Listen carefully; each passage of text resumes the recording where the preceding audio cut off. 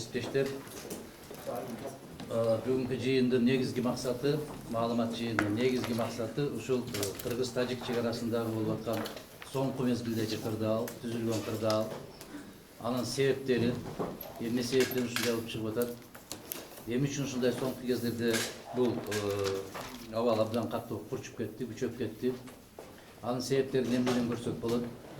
Бүгүнкү күндө кыргыз бийлиги ал маселени чечкенге мүмкүнчүлүгү барбы же жокпу?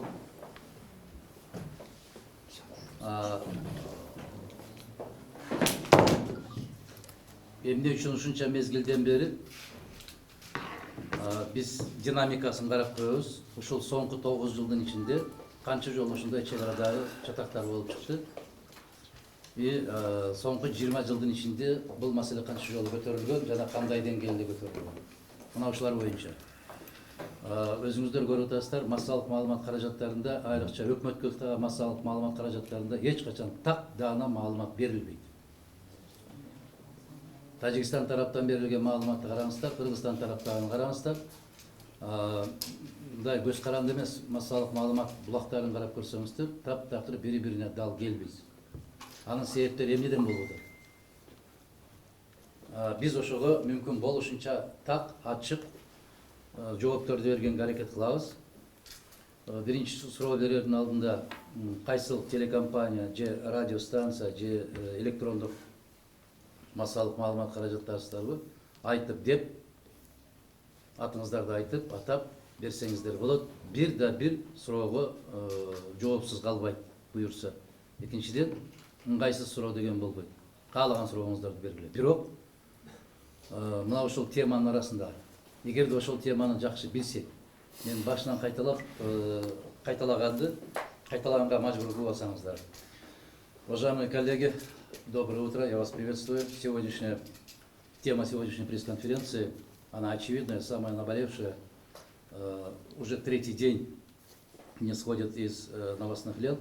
Это обострение ситуации на кыргызско-таджикской государственной границе. Мы сегодня попытаемся дать точную оценку, из-за чего в последнее время, за последние, скажем, 10 лет усиливаются такого рода приграничные конфликты.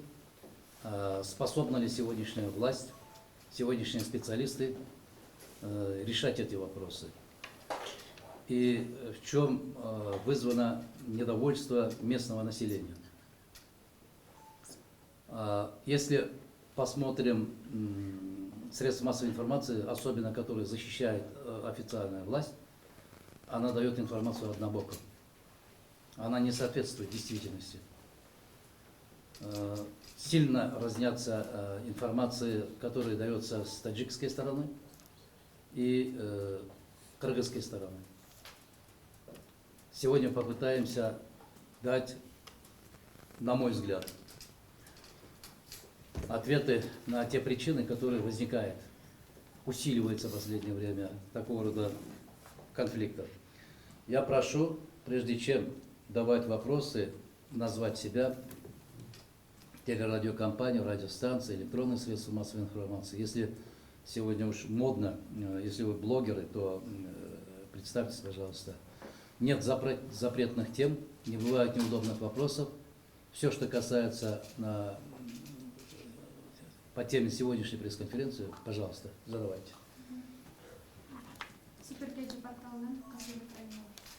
Ошол башталышында жергиликтүү кеңештин депутаттары келип, бийлик өкүлдөрүнө кулак кагыш кылды эле да, ушундай чек арада абал жакшы эмес болуп атат деп, анан эртеси ИИМ аларды 9 саатка чейин сурак алды.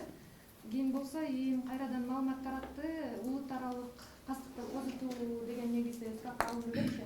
Ушул боюнча сиздин пикириңиз кандай? Негизи эле ушундай учурда сурак алса, кийин ушундай абалды айткандар чыгат деп ойлойсузбу?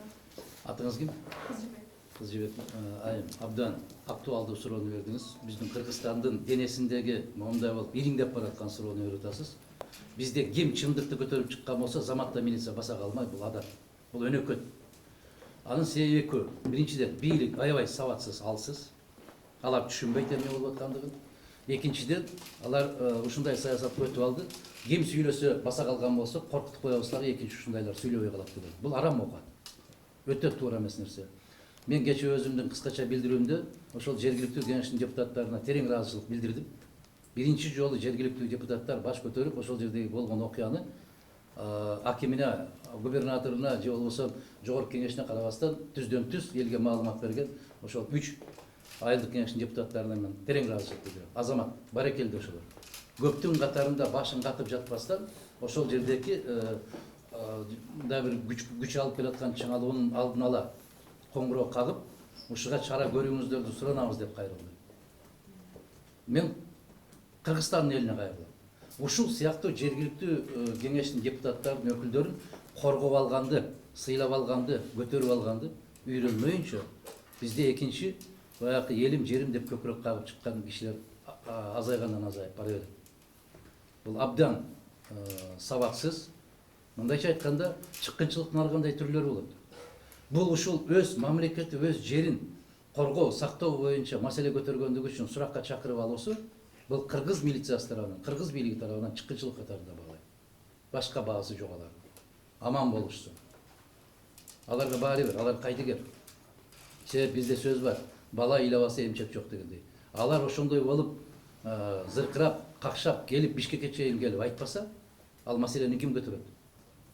Жогорку кеңештен көтөрүлөбү? Жок. Министр көтөрөбү? Жок. Губернаторун көтөрөбү? Тескерисинче жабат. Бүт баарын жаап жашырышат. Мен бүгүн азыр көрдүм, жогорку кеңеш өкмөт башчысын маалыматын угат экен. Эмнесин угат? Ошол жергиликтүү кишилерди чакырып алып, ошол депутаттарды чакырып, айыл өкмөттөрүн чакырып, ошолорду угуу керек. Анан бир күнгө барып келип туруп эле ошол премьер-министр ал жердеги бүт жагдайды түшүнүп калды дейсиңер. Мен аябай чоң күмөнүм бар. Мен ушундай баа берем аларга. Суракка чакырганда. Можно вопрос Юсупова, как-то с медиа.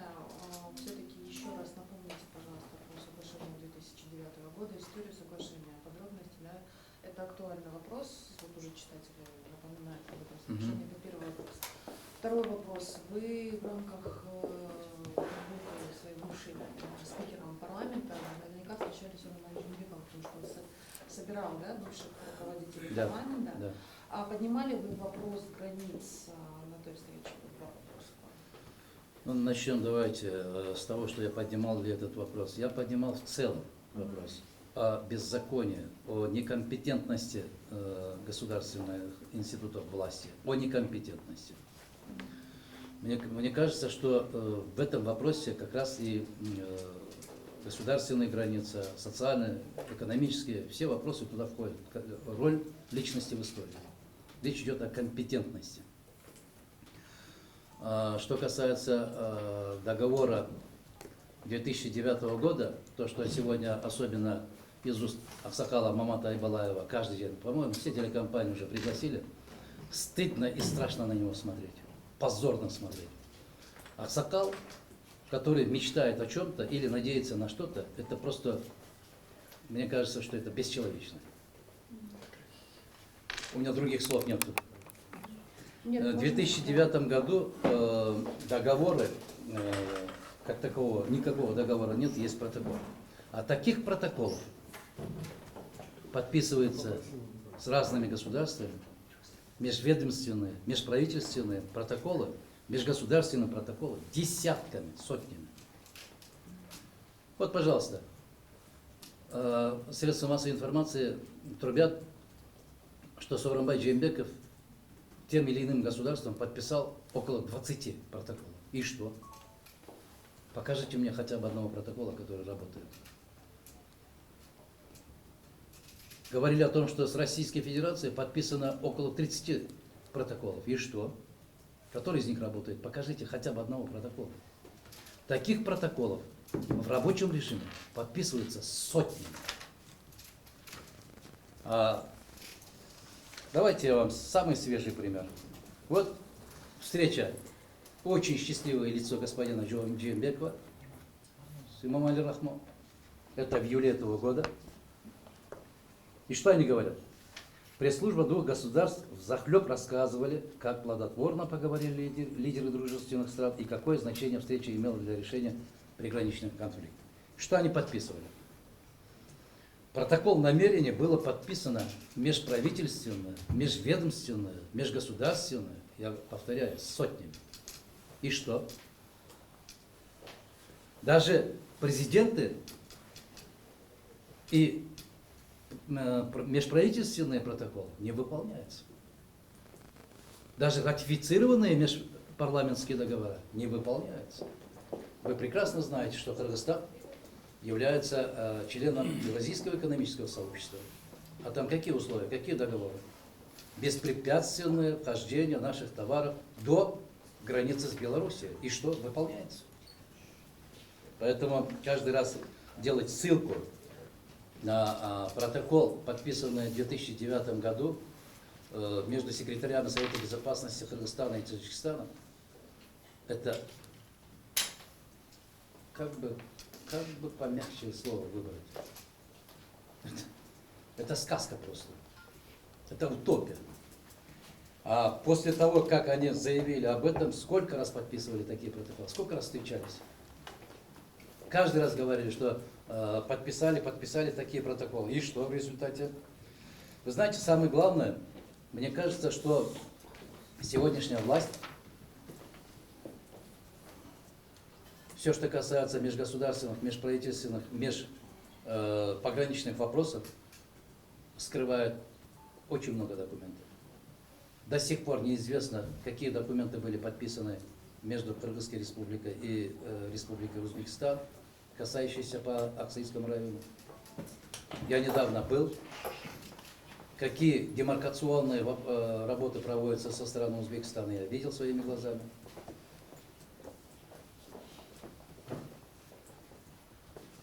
И в продолжение того протокола, который было подписано в марте 2009, продолжение этого протокола, если память не изменяет, в третьей декаде декабря того же года, 2009 года, в городе Ош подписан еще один протокол. Я бы очень сильно хотел, чтобы депутаты поинтересовались и получили этот протокол. Диля, я исчерпывающе ответил? Да. Или еще остались? Все-таки я уточняющий такой вопрос задам по поводу того, что вот этот протокол действительно на тот момент повлиял на ситуацию. То есть были ли решены конфликты на тот момент? И мы же прекрасно знаем, что дорога Баткен-Ошина до сих пор, как минимум в странном состоянии, правда же? Да, на тот момент решали ли какие-то там вопросы, Да. этот протокол, Он я смог должен как бы сказать, урегулировать вот безусловно. этот остро текущий вопрос? Абсолютно. Вот в течение 10 лет Мгм. беспрепятственно мы обеспечили тогда независимую автомобильную дорогу Кыргызской Республики. Человек выезжает из города Сюрюктө, беспрепятственно приезжает до Бишкека. Мгм.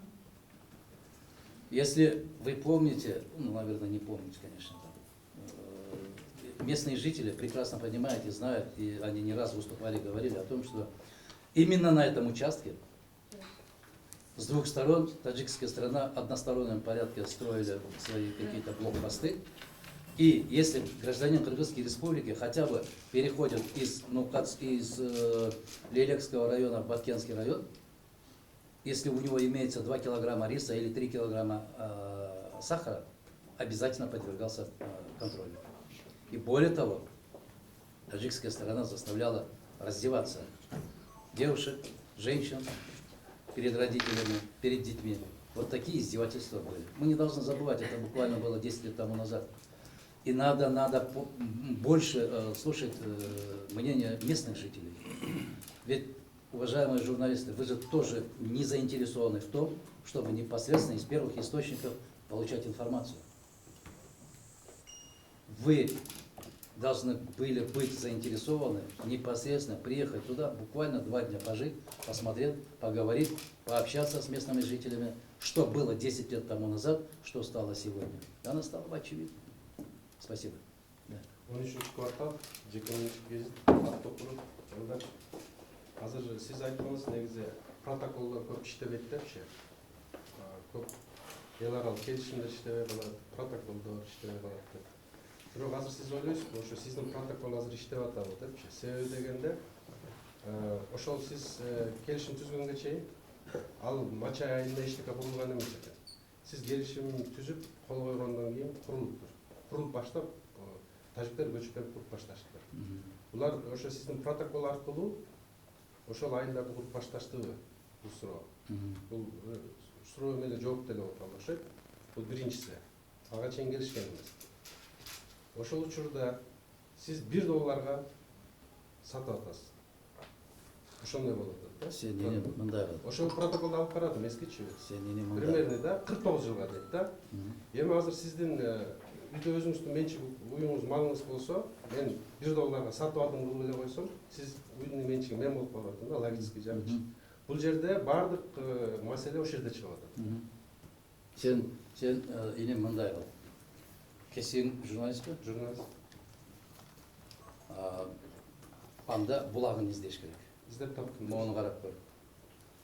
2010 жылы 24 чегаралык конфликт чыгып атат. Чатакчы. 2010 жылы. 2011 жылы 18 жолу ошондой чатак чыгып атат. 2012 жылы 18, 2013 19, 2014 жылы 32 жолу ошондой чатак чыкты. Эмнеден чыкты? Эмне маселе менен чыкты? Биз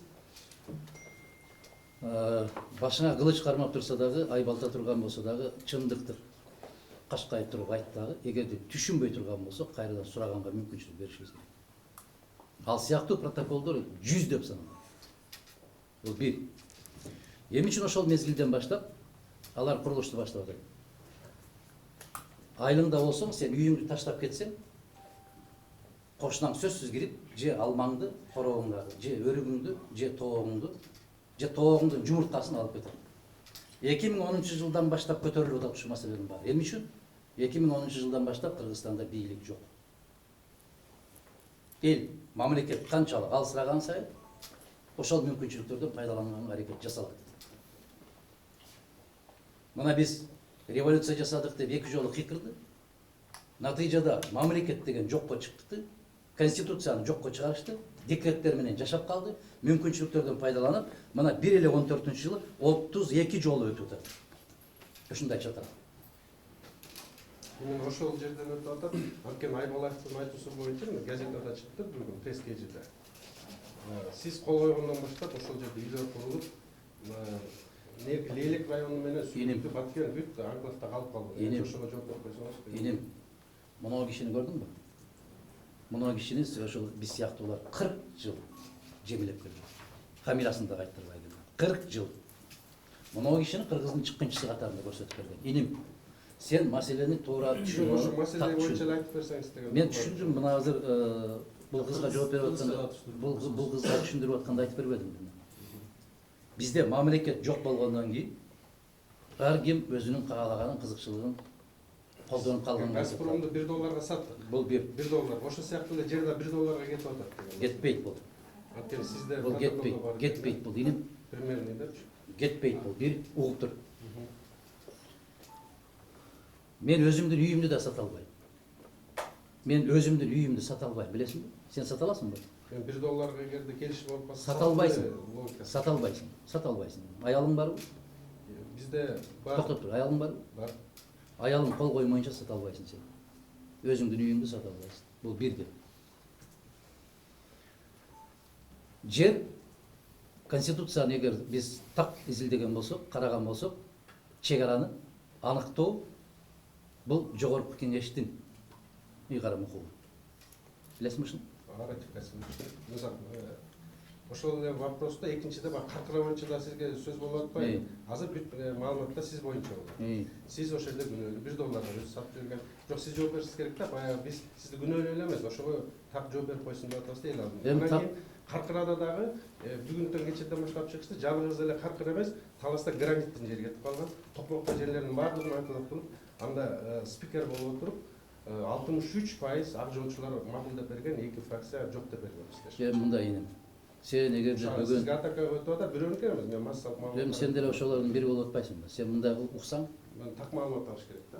Ошол алар деле ушундай пейлап бак да. Так маалымат алыш үчүн гана, башка маселе жок. Айтсаң укпайт бирок. Мен айтканды сен ушундай кылып жазбайсың сен.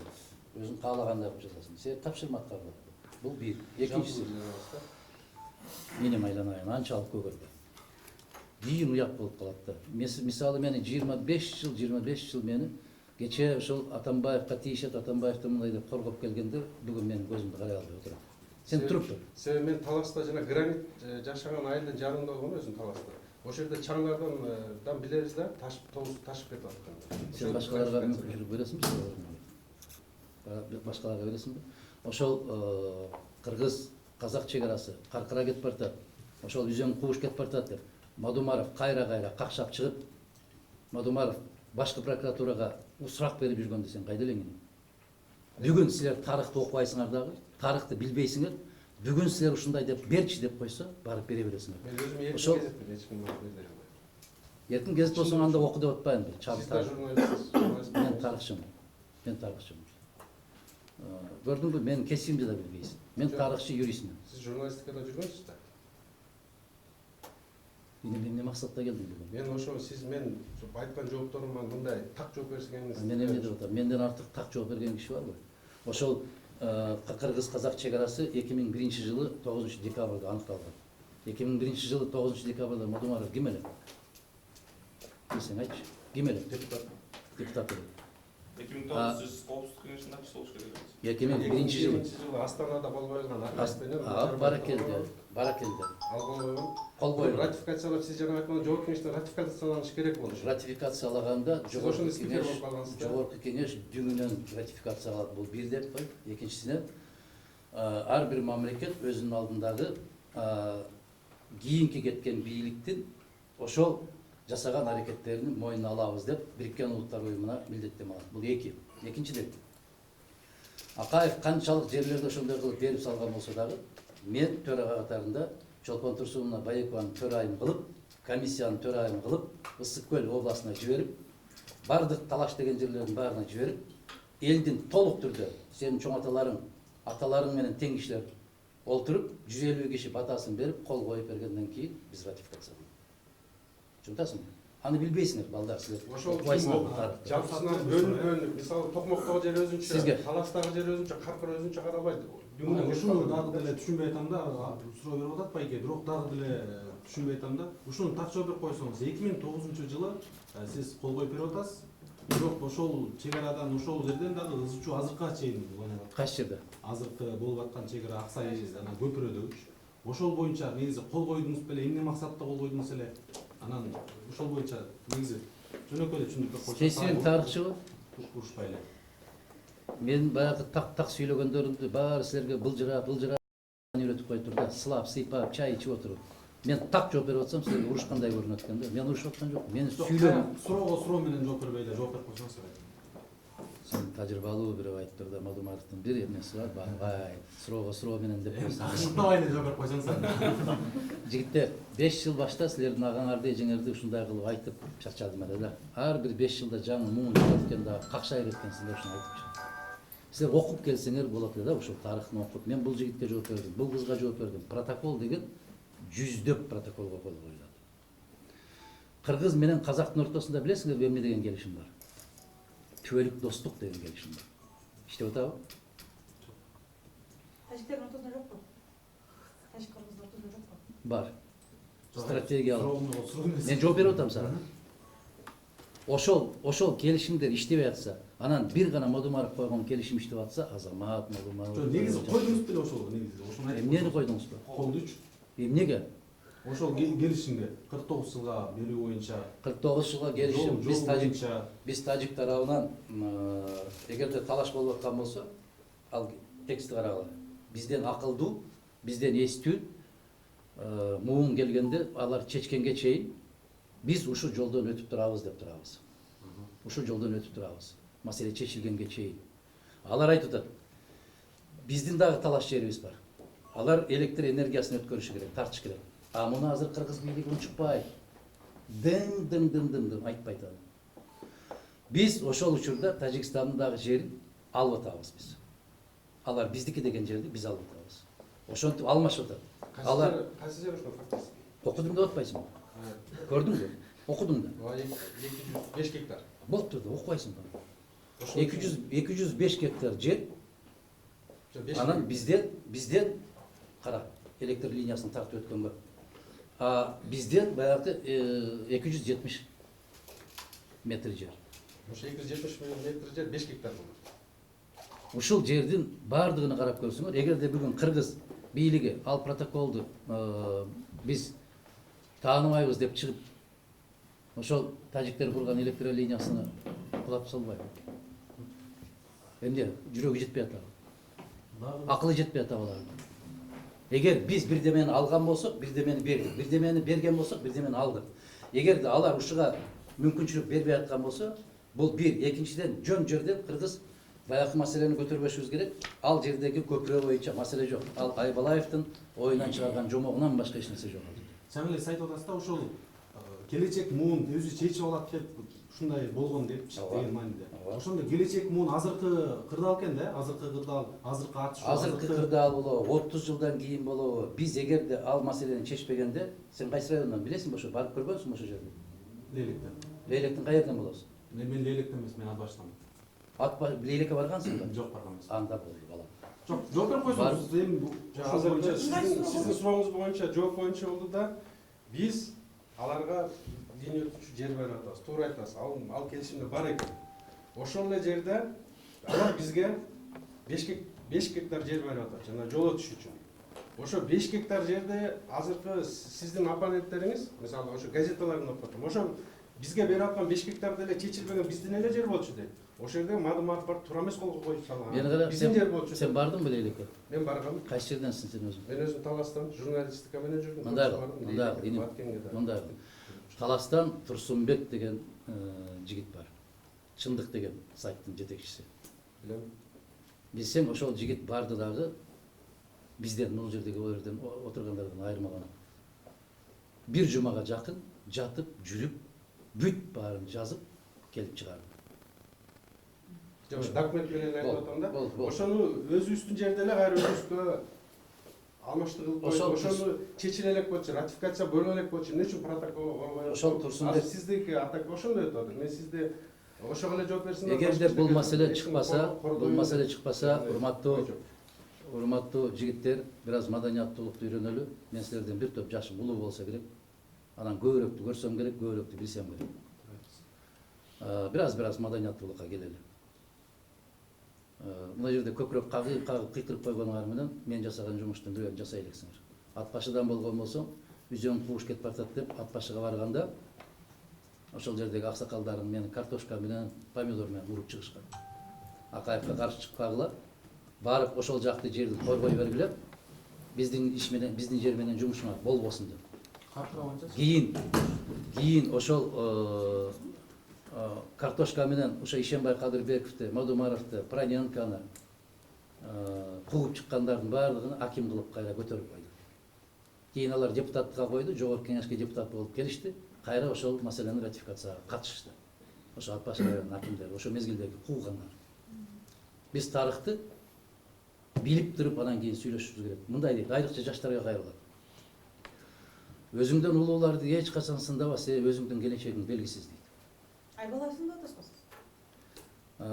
Эч качан сындаба. Айбалаевди сындап атсам, Айбалаев иштеп кеткенден кийин мен сындап атам. Айбалаевдин ким экендигин барып жергиликтүү элдерден сурасаңар дагы алар энен кесип айтып берет. Барбы суроо? Менде бар.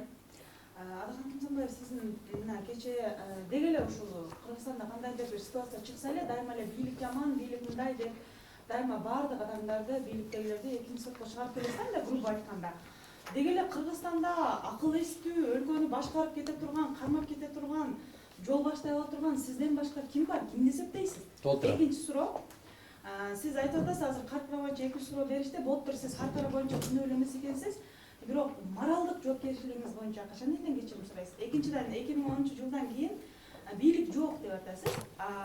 Бийлик жок болсо сиздерди баягы ак үйдөн кууп чыккан 7-апрель батырларын сиз жырткычтар деп айтканыңыз азыр интернетте жайнап жүрөт. Айтыңызчы, ал мекен шейиттерине качан кечирим сурайсыз? Эмоцияга алдырбай, так, туура, кыска жообун берет. Суроо бербеңиз мага, мен сизге суроо берем.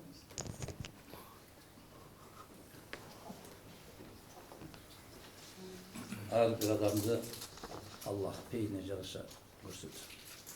Ушул жообум бул бир. Экинчиден, карындашым ар бир айткан берген интервьюларыңды кубануу менен гана басып жүрчү карындар. Жок, мен бул Эми зачет кийинки интервью эмес, кездерде- сиз суроого жооп бериңизчи. Кийинки кездерде эмнегедир такыр мындай бир Мен сизди Такыр колдоп, башкача дайыма алат. колдоп жүрүүгө милдеттүү эмесмин, ал менин позициям. Сиз суроомо жооп бербейсизби? укпайсың бени. Жогорку кеңештеги жасаган ар бир кыймылыма мен сыймыктамын. Мен жогорку кеңеште эмне жумуштарды жасап кеткенимди барып ошол жогорку кеңештин депутаттарынан сурасаңар, бүт баары айтып беришет. Кызматкерлерден, жөнөкөй кызматкерлерден сурасаңар, айтып берет. Бул бир. Мекен шейиттери боюнча менимче Кыргызстандагы түшүнбөгөн жалгыз калган болсоңор керек, калгандардын баары түшүндү. Мен кимдерди эмне деп айткандыгымды элдин баары тескерисинче ошол бийликти басып алгандар 6 жылдын ичинде өздөрү бири-бирине далилдеп беришти. Кимдер экендиги. Ошол мезгилдеги бийликке келгендердин баары дээрлик тордун аркасына отуруп чыгышты, дагы да келечекте отура тургандары бар. Бул бир. Өтүп кеткен кишилер менен чайкоочулук кылбагыла. Мен өтүп кеткен кишилердин аркасынан кыргыздын быйык салты бар. Жаман айтпа дейт. Жакшы айтыш колуңдан келбесе жаман айтпа дейт. Ошон үчүн мен айтканымды уккан да эмессиң, көргөн да эмессиң, ушуну айтты деп, жазды деп жүрүп атасың да сен. Мисалы мен жыйын болуп аткан жерлерде сен катышкан эмессиң да, карындашым. Ошон үчүн мен айткан сөзүмө өзүм жооп берем дейт, бир акылман айткан экен. Бирок сен укканың эмес деп. Мен жооп бердим. Моралдык жашап аткандыгың үчүн ар бирибиздин өзүбүздүн жоопкерчилигибиз бар. Сенин да жоопкерчилигиң бар, менин да жоопкерчилигим, бул жигиттин дагы бардыгы. Сизден башка кыйын ким бар өлкөдө? Толтура 6 миллион калкы бар Кыргызстанда. 6 миллион калктын ичине бийликтелер кирбейби? Уучу кур эмес. Уучу кур эмес. Мен анда мындай кылсак да, биз пайдалуу бир кеңештерди жасасак, пайдалуу сүйлөшүүлөрдү Сиз жасасак. дайыма ошо сындап атпайсызбы бийликтечи? Мен сындап келгенмин, сындай берем. Себеп бүгүнкү түзүлүп аткан кырдаалга силер кийин сындайсыңар. Мына Атамбаевди азыр согуп атпайсыңар. Мен 6 жыл айтып келдим. Бийликти сындап келдим. Азыр Сооронбайды көккө көтөрө бересиңер. Бирок 4 жылдан кийин Сооронбайды жердин 7 катарына киргизип силер айтасыңар. Ал кезде мен унчукпай калам. Айырмабыз ушул гана. Мен кезинде айтам, силер артынан айтасыздар. Ушул. Бериңиз. Баяннан эле суроосун башкача берейинчи. Сиз кечээ өзүңүздүн билдирүүңүздө айттыңыз да, ушул кырдаалды болтурбай коюу үчүн же алдыда чечүү үчүн биринчи кезекте тиешелүү кызматтарга иш билген азаматтарды коюш керек депчи. Сиз өзүңүз кимди көрө аласыз? Мисалы өкмөт башчыга же тиешелүү мамлекеттик чек ара кызматынын? Мен конкреттүү түрдө бирөөнү айткан болсом, калгандарын баары кышаят да, мен татыктуу эмесмин деп. Биз карап көрүшүбүз керек. Өзүңөр деле байкайсыңар, өзүңөр деле макул болосуңар. Бирок бүгүнкү жасап аткан кызматыңар мүмкүнчүлүк бербесе керек да ал жөнүндө айтууга. Кыргыздын залкар жигиттери, кыздары бар. Керемет азаматтары бар. Тепсе темир үзө турган, кармаган жеринен суу чыгара турган азаматтар бар. Тажрыйбасы бар, мол азаматтар бар. Анан жалаң эле жанагындай сүйлөгөндө сүйлөсөмбү, же сүйлөсөм туура эмес сүйлөп коембу деген ылжырагандардан турбайт биздин эл. Биздин элибиз укмуштуу да элдер бар. Эгер менин сындаганым силерге жакпай аткан болсо, Элмирбекти дагы жектегиле. Элмирбек Иманалиевди айтыптыр, ал ыр түрүндө айтыптыр мен айтканды. Жеңиш Жумакадырды жамандагыла. Ал дагы ыр түрүндө айтыптыр, кайрылыптыр кыргыз элине. Мени сындап атканымды жаман көргөн болсоңор, Калыгулоолуяны дагы сөккүлө. А киши да айткан экен. Мен айткан эле сөздөрдү алар айтып кеткен экен. Азыркы жаштар дагы айтып атат. Эгер көзүңөргө сайылып калган бир тикен катарында Модумаров гана көрүлүп аткан болсо, анда айткыла. Менден ачуу, менден каттуу Элмирбек Иманалиев менен Жеңиш Жумакадыр айтыптыр ушуну. Мен ыраазымын ошол жигиттерге. Азамат, чыныгы элдин акындары, элдин үнүн угузгандар ошолор. Экинчиден, азыр монол эмнеден Акаевдин учурунан баштап сиз чындыгында мына спикер болгонго чейин, бийликке аралашканга чейин Кыргызстанда мына журналисттердин баардыгы билет, эки эле чоң оппозициялык киши бар болчу. Текебаев жана Мадумаров болчу. Акаевден коткон сиз экөөңүз болчу. Биз сиз менен дайым естиңиздердин макалаларды калтырбай окуп жүрчүбүз. Биз ошол эле бойдон сыйлайбыз сизди. Бирок бул бизде азыр болуп аткан факт боюнча болуп атат да. Азыр документация боюнча сиз саясатта жүргөндөн кийин биз канча сүйлөгөн менен ал ишке ашпайт. Биз документаль иштеш керек болуп атат. Азыр ошо документти кантип чыгара алабыз? Жолу барбы азыр ошо протоколду четке карып салууга же жогорку биз жолун айтпайсызбы? Ошо Тажик. азыр ошо чек ара боюнча, сиз койгон чек ара боюнча азыр чыгып кетүүнүн Жолу барбы? документалдуу жолу барбы, мыйзамдуу жолу? Жолу бар. Ошол жолду айтып берсеңиз. Жолу бар, бирөө гана бар. Эгерде ошол тажик тарап өзүнүн милдеттенмесин аткарбай аткан болсо, кыргыз тараптын өзүнүн түзгөн эмесин аткарбай коюп туруп жолду бууп салыш керек. Бул бир. Сок, барох деген жерлер бар. Тосуш керек ошол жерде эгер күчү болгон болсо. Эгер жигиттик позициялар болгон болсо. Кучакташып аркасынан таптап койсо эле эси олтуруп калбаш керек. Биздин дагы рычагтарыбыз бар. Биздин дагы колдон келе турган иштерибиз бар. Мына көрүп атасыздарбы ошол футбол талаасы деген жерде аялдар автомат менен келген аскерлерге тикеден тике каршы чыгып атат. Автоматтары менен кайрылышып чыгып атат. Күрөшүп чыгып атат. Бир азамат чыгып айтып атат. Бирме бир чыккыла деп атат. Коралы жок, бирме бир чык деп атат. Эгерде кыргыз аскери, кыргыз жетекчилиги ал жерде ошондой иштерге бара албай турган болсо, коркуу үйүндө отурган болсо, колунан келгендерге бер деп кайрылып атам. Бер колунан келгендерге. Эгерде биз бүгүнкү күндө Баткен областына ушундай түзүлгөн кырдаалга биз канча жылдан бери сунуш кылып атабыз. Өзгөчө макамы менен губернаторго бийликти бериш керек. Ички иштер башкармалыгын, чек ара кызматынын жетекчилигин, бүтүндөй күч структураларын өзү кызматка коюп, өзү кызматтан ала турган ыйгарым укукту бериш керек ушуларга. Биз эки областта, Тияктан Тажикстан тарап, биз тосолу, Тажикстан тарап чыксын, эки ортодо согуш чыгып кетип кала турган болсо, ошондо кырдаал болуп, токтотууга мүмкүн болбой калган шартта. ошондой согуш чыгып кетпесин деп биз ошондой протокол Документалдуу азыр мыйзамдуу жагын айтсаңыз, эгерде сиз айткан жак кооптуураак болот, чындыгында. Алар кооптуу Аябай деп айтпайт. көп камтылып, эки тарапта согуш болуп кетти. А башка жолу кайсы? Башка жол анткени ошол документти кабыл алгандан кийин сиз өзүңүз айтпайсызбы, ратификациядан өткөн жок деп. Сен иним, Ошол жолдор барбы? досуң барбы? Досуң барбы? Досуң менен бир келишимге келесиң да. Эгер досуң ошол келишимди аткарбай койсо эмне кыласың? Сен дагы өзүң чараңды колдоносуңбу? Колдоносуңбу?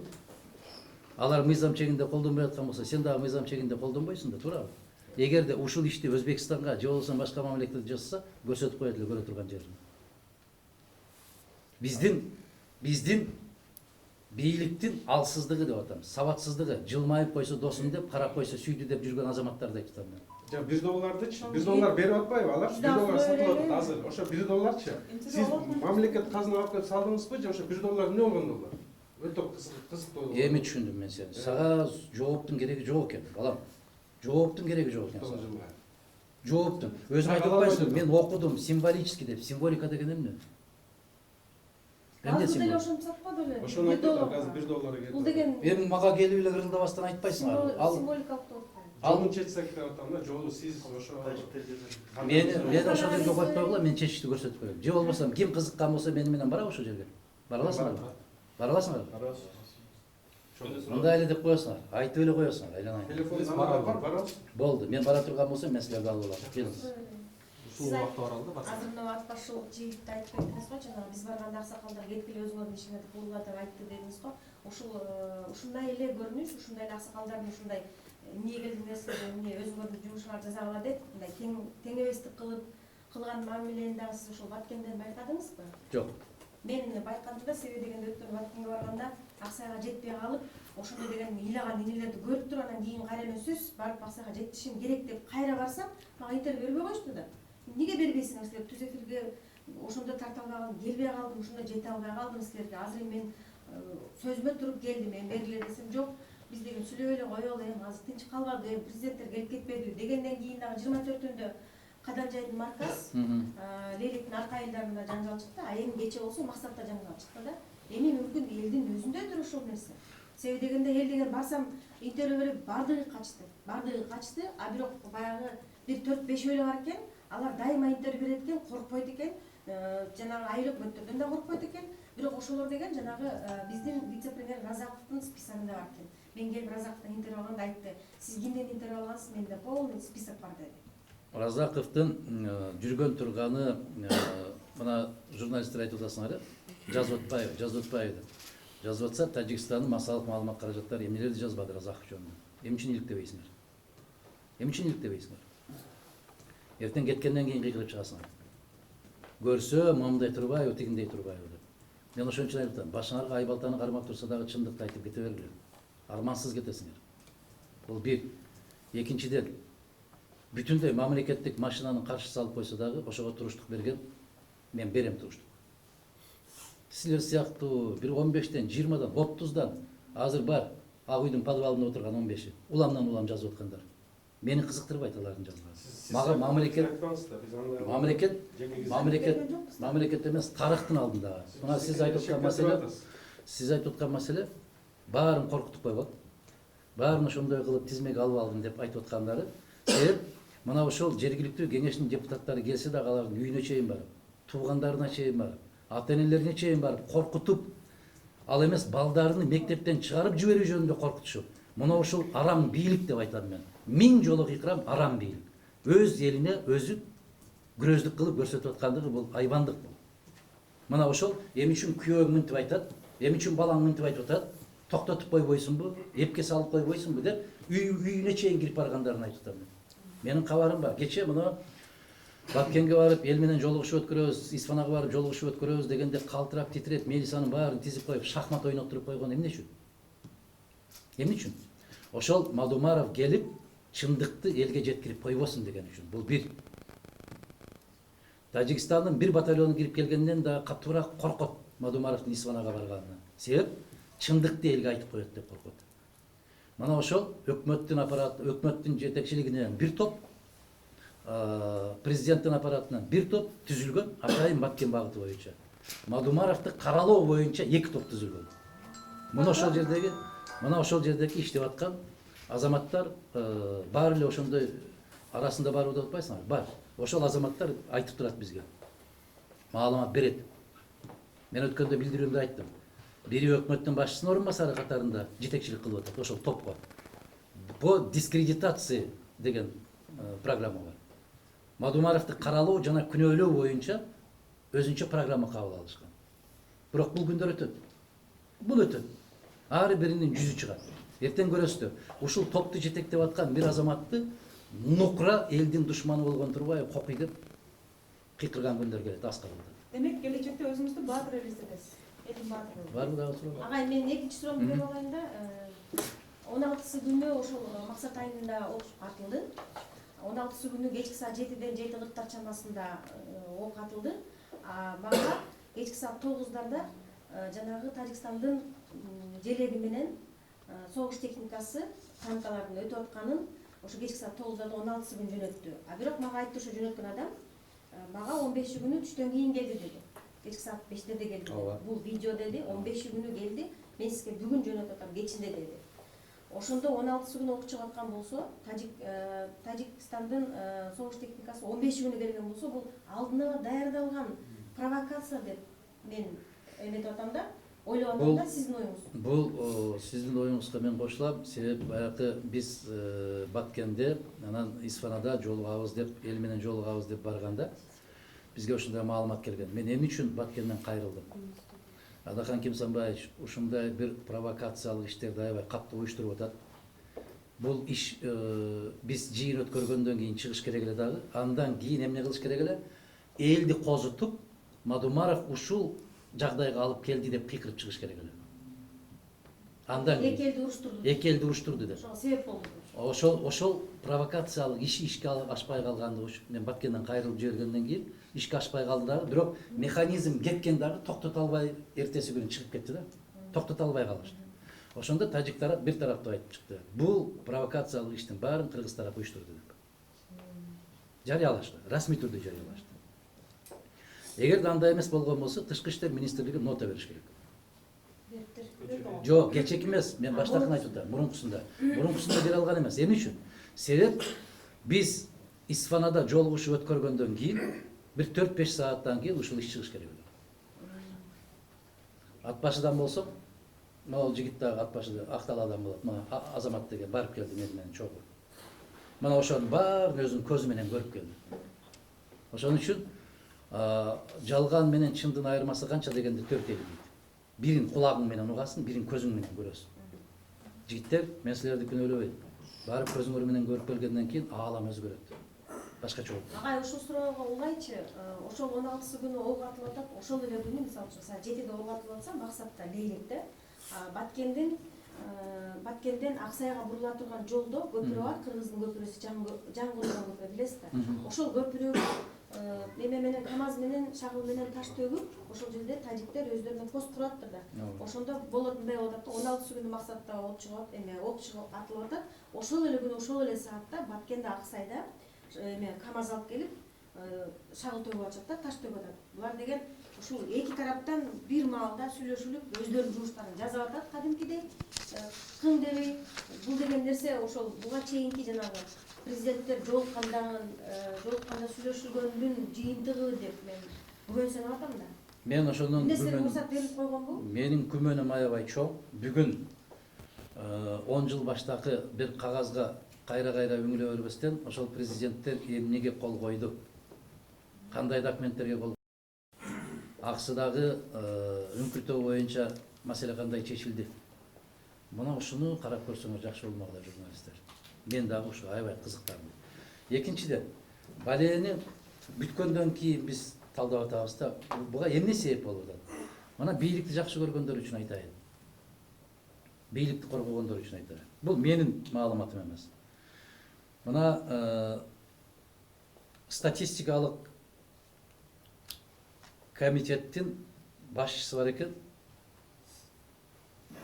2016 жылы 1.557.000 киши кедей деп табылыптыр Кыргызстанда. Галина Самохлеб говорит, она не политик, она не член нашей партии. В 2016 году в Кыргызстане жили за чертой бедности 1.557.000 человек. Об этом сообщила сегодня на пресс-конференции заведующая отделом статистики домашних хозяйств Национального статистического комитета Галина Самохлеб.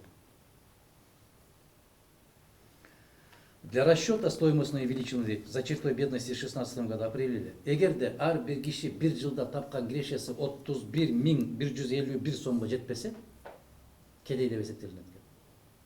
Эми акыл калчайын. Ар бириңиздердин тууганыңыздар кайда жашайт? Эгерде 5 кишиден турган үй болсо, ал жок дегенде бир жылда 160.000 киреше табыш керек экен. Таба ошону.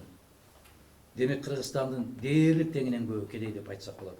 Мына ошол кедейликтин айынан ошол максатка окшогон жанакы чыр чыгып аткан райондордо кыргыздар дүңүнөн кетип баратат. Ал боюнча да азыр мисалымды айтып берем. Бизде Кыргызстанга чегара ачылгандан бери бир жылдын ичинде 225.000 Өзбекстандын жараны кирди. 225.000. Мен өткөндө 60.000ден ашып Кытай жүрөт десем, өлкөнүн жетекчисимин деп жүргөн жигит чыгып айтыптыр, мен көргөн эмесмин аны. Биз эсептеп көрдүк, 6 эле киши бар экен деп. Ал анекдот да болуп жүрдү. Мен муну кайдан айтып атам мен? 225.000 өзбек жараны Кыргызстанга киргендиги боюнча анализ и комментарий деген сайттан Акипресс басып чыкты. Бул жерде эгерде Кыргызстандын статистика комитетин айтсаңар, ишенбөөчүлүк жаратсак болот эле. Бул жердеги маалыматты Өзбекстан тарап берип атат. Ошондо чегара ачылганда мен айттым эле. Калпагыңды көккө ыргытканды токтотуп тур кыргыз. Чегара ачылгандан сен бир тыйын пайда таппайсың. Тескерисинче зыян табасың деп айткан.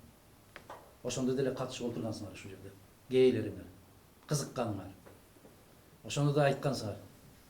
Чегараны ачып атса дагы жакпай атабы Мадумаров сизге деп. Чегара ачкандан эмне пайда табасың сен? Дыйкан чарбам жокко чыкты.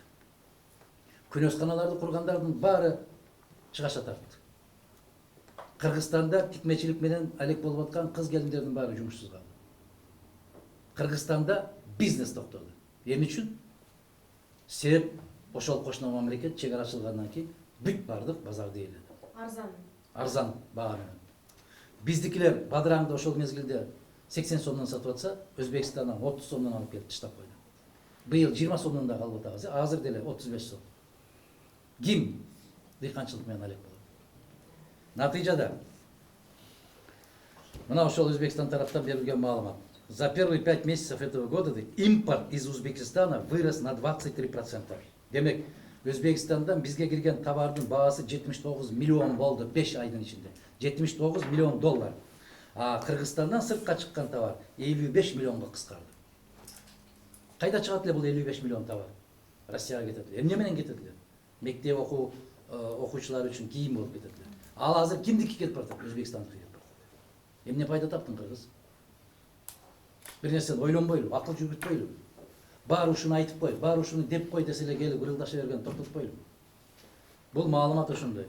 Биринчиден, экинчиден Өзбекстандан келген жашылча жер жемиштердин кесепетинен Чүй тегерегиндеги, Оштун тегерегиндеги бүтүндөй күнөсканаларды бар жокко учурады. Эмнеге? Бир күнөскананы 200 миң доллардан курган болсо, анын акчасын кайтарылбагандыгы үчүн канча кыргыз үй бүлөлөрү банкротко учурады. Натыйжада, эгерде биз Өзбекстан тараптан бир жылдын ичинде по данным, по официальным данным Госкомитета статистики Узбекистана, я подчеркиваю, Статкомитет Узбекистана на постоянное место жительства Кыргызстан түбөлүктүү жашаганга. А Өзбекстан менен Казакстан чыгып кеткен тоогунун дагы эсебин алат, билип койгула-кыргыздар. Тооктун дагы эсебин алат. Кыргыздын бүгүнкү күндө айыл өкмөттөрүнөн сурасаң канча элиң бар десе билбейт. Бир жылдын ичинде канча келин төрөдү десең билбейт. Канча киши дүйнө менен кош айтышты деп сурасаң билбейт. Өзбекстан бир тоого чыгып кетсе да билет. Мына ошол расмий бийлик айтып атат. Кыргызстанга түбөлүктүү жашоого 225.871 жаран чыгып кетип Кыргызстандан орун алды деп атат. Азаматтар, ой жүгүртөлү. Бул деген биздин Бишкекте 1-май районунда канча калк жашайт? 250 миң калк жашайт. Демек, бир жылда Бишкек шаарынын 1-май районунун калкы келип жайгашты деген сөз. Дагы бир район пайда болду. Бир район пайда болду деген сөз. Önesi Özbekistan'da Kırgızlar yok pasportları aldığında Aman бол айлана. Өзбектер эле? Aman бол. Özbekistan Kırgızlar Экинчиден, башкача айтканда, биздин ушул бир жылдын ичинде Кыргызстанда жумушка орношкон Өзбекстандын жарандардын саны 200 миң болду деп Өзбекстандын расмий бийлиги жарыялап атат. Маалымат берип атат. Расмий бийлик бул, азаматтар. Бул деген сөз баланчы ушундай деп айтып койчу деп жиберген нерсе эмес. Расмий бийлик. Эгерде ушул жерде бир сан туура эмес болгон болсо, Мирзиёев булардын башына алат. Ал жерде тартип бар мамлекеттик. Бул расмий жарыялоо. Экинчиден деген жанагы кечип калган бизнесте жанагы кылмыш кылгандар да бар бар. Арасында кылмышкерлер да бар. Эми кыргыз азаматтар моундай кылган. Баткен областы боюнча. Баткен областы боюнча биздин Кыргызстанда канча киши чыгып кетти бир жылдын ичинде? Бир жылдын ичинде канча киши чыгып кетти? Российская Федерация дает по неофициальным данным, Российской Федерации работает до 1 миллиона жителей Кыргызстана. Бұл Россия мамлекетинин берген маалыматы. А Кыргыз тарап берип атат 600 миң киши деп берип атат. Эми мен сиздерге айтып коеюн. Бул жерде дагы ким жарыя кылып атат? Караңыздар, Российская Федерация заявляет, по данным за 2016 год количество денежных переводов Кыргызстанга которулган акчалар 1,5 эсе өстү деп атат. Муну Жээнбеков өтө чоң жеңиш катарында көрсөтүп атат. Байкабайлыбы? Демек биздин ички дүң продукциябыздын 30% ошол сыртта кирин согуп жүргөндөр көрүп атат. 30%. Бул катастрофический деген, критический жерге келген. Ал эми мамлекеттик ишканалардан түшкөн пайданын 95%-ын сыртта жүргөндөр берип атат. Россияда жүргөндөр. Экспорттан түшкөн акчанын 150%-ын берип атат. Элестетпейсиңерби? Бул цифралар бир нерсе айтабы силерге? Түшүндүрөбү бул нерсе? Демек, бул сөз деген Кыргызстанда мына Заноза сайты басып чыкты, Россия тарабынан берилген маалыматтар боюнча 50 миң киши 4 айдын ичинде чыгып кетти. Мен кече Россияда болуп келдим. Биздин баленин баардыгы ошол кыргыз жигиттери менен отурганда айтып атат. Мен акчамды топтодум эле, бардым эле, Бишкекке барып бир кичине бильярд ойной турган жер ачсам, Karası geldi, kızılı geldi, sağlıkçısı geldi, ört öçürgüçü geldi, sanepidstansiyası geldi, başkası geldi, anan üstüne momçadan töktü. Anan hakimge ay sayın uşunça verip duruş gerek ekan. Men 70.000 dollar salıp 4 aydan içinde 15.000'in aran çıkarıp alıp kalganın jokko çıkarıp kayra kaçıp geldim dedim. Bunu ukpay atasınlar sizler. Bunu ukpay atasınlar, je bilbey atasınlar şunu. Monço salıp koysan dağı ezip jiberet biz kettik dedi kayradan. Kırgızstan boyunca былтыркы чыгып кеткендердин саны.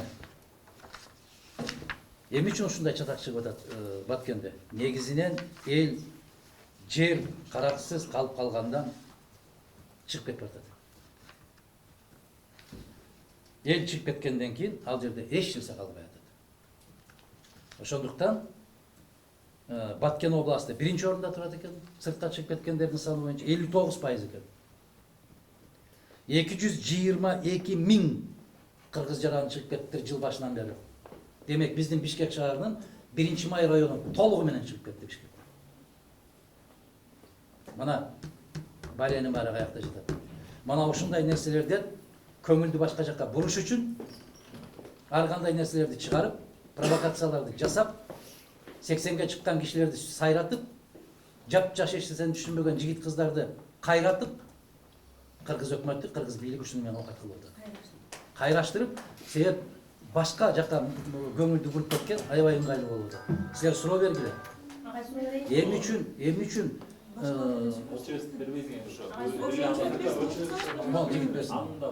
Самайч ушу чек арада кырдаал боюнча көп саясатчылар башын кумга катып жаткан учурда сиз ушинтип маалымат жыйын өткөрүп ачыктык кылып жатканыңызды батыл адамдын катары баалап рахмат айтабыз. Бирок ошол эле учурда сиз 2005-жылы вице-премьер, 2006-2007-2009 чейин жогорку кызматтарда Жогорку Кеңештин төрагасы, Коопсуздук Кеңешинин катчысы, улуттук идеологияны тейлеген мамлекеттик катчы деген кызматтарда турдуңуз. Ошол учурларда сиздин чечип коюу мүмкүнчүлүгүңүз жок болду беле? Ал эми азыр болсо айтып жатасыз, ушу мага бергиле, мен чечем деген тариздечи. Бирок бийлик колуңузда турганда сиз эмне үчүн ошондой батыл кадамдарга барып, ушундай көрөгөчтүк кылып, көсөмдүк кылып, чечендик кылып ошол учурда маселени чечип койгон эмессиз? Анда баягы бийлик колдон кеткенден кийин, кызматтан түшкөнүңүздөн кийин Кыргыздын макалы бар эмеспи, жоо кеткен соң кылычыңды ташка чыгар дегенче, сиздики ушундай катары бааланып калбайбы? Мен канча жыл иштептирмин? Мамлекеттик катчы болдум. 2005 вице-премьерликте турдуңуз, 2006-2007 Азыр мында иним атым ким? Амантур. Амантур. Жакшы атың бар экен. Мен мамлекеттик катчы болуп 1 жыл турдум. Бүтүндөй 2 жыл бир тизгинди колуна кармаган отурумдукчулар 10 жылдан бери чече албайт да, модумагы 1 жылда чечип койгон. Карагылачы. Рахмат. Тескерисинче биз ошол жерде, ошол мезгилдеги чечкен маселенин ашмалтайын чыгарышып атпайбы. Биз ар бир кызматтын аткара турган милдети бар. Мамлекеттик катчы чек араны чечпейт. Жок, Коопсуздук Кеңешинин катчысы. Мен жөн гана санап өттүм аны. Коопсуздук Кеңешинин катчысы, Коопсуздук Кеңешинин мүчөлөрү маселени кабыл алат. Коопсуздук Кеңешинин төрагасы президент болуп эсептелет. Коопсуздук Кеңешинин чечими милдеттүү түрдө аткарылууга тийиш эмес. Коопсуздук Кеңешинин чечими катчысынын чечими. Бул сунуш катары берилет. Мына силер сунуш берип атпайсыңарбы? Күндө өкмөткө, Жогорку Кеңешке кабыл алып атабы? Кабыл алып атабы? Албайт да. Мен ошо силердин бириңер катарында кызмат кылдым. Биздин Кыргызстанда маселени чечиш үчүн, бирөөнү камаш үчүн, бирөөнү түрмөдөн чыгарыш үчүн президент гана чечет, сот чечпейт. Жандай эмеспи? Ошондойбу? А эгер Мадумаров президент болуп 1 ай иштегенде, 1 айдын ичинде эмне жумуш бүтүрдүңүз десеңер айтып берет. Эми сөз эле президент эмес, өлкөдөгү 3 адамдын бири болуп Жогорку Кеңештин төрагасы катары турдуңуз. Ошол учурда да сиздин ырчактарыңыз бар эле да. Жогорку Кеңештин төрагасы катарында 5 ай иштедим. 38 миллион мамлекеттин казынасын үнөмдөп, өкмөткө тапшырып кеттим. Мына ушундай жагдай. Кээ бир азаматтар айтты эле, эгерде мен президент болуп калсам, бир кишинин тизесин кучактасам дагы ошол маселелерди чечем деп. 6 жыл олтурду. Тизесин эмес. Бир маселени, бир ташты бир ордунан да козгой алган жок. Мен президент болуп калсам ишенип койгула мага деп келген кишиге 2 жыл болду. Кыргызстан кайда баратканын айтканга 2 ооз сөздү айтып элек. Анан Мадумардан сурай бересиңер, ушу президент боло элекмин мен. Болгондон кийин сурайсыңар. Сөз сөйлем болуу кажет эмес да. Сен- Азамат катары, жигит катары Сен- болчуда жогорку кызматта турдуңуз, бир аракет кылып чечип койгонго мүмкүнчүлүгүңүз болду беле? Эгер болгон болсо, эмне үчүн азыр ушундай ызы чуулар болуп жатат? Бул ызы чуу Советтер Союзунун мезгилинде дагы болгон. Бул ызы чуу Абсамат Масалич менен Тажикстандын биринчи катчысы Махкамовдун кезинде дагы Гетмен менен согушкан. Бул ызы чуу мен кеткенден кийин да болот. Бул ызы чуу балам сен кеткенден кийин да болот, сенин балдарың кеткенден кийин да болот. Бул ызы чуу адам жаралгандан башталган. Бул ызы чуу адам кеткенге чейин болот. Сиз президент болсоңуз деле болот экен. Боло берет. Бул эгерде эки тараптуу болуп бир келишимге келе албаса, бул ызы чуу боло берет. Анда да бир суроо, эгер боло берген ызы чуудан ушундай саясий упай топтоонун эмне кажети бар? Саясий Маалымат жыйын өткөрүп боло бере турган нерсе экен да булчу. Сиз келсеңиз деле, сизден башкасы келсе деле анан ушул жерден бийликти күнөөлөөнүн өзү канчалык логикага туура келет? Боло бере турган нерсе үчүн.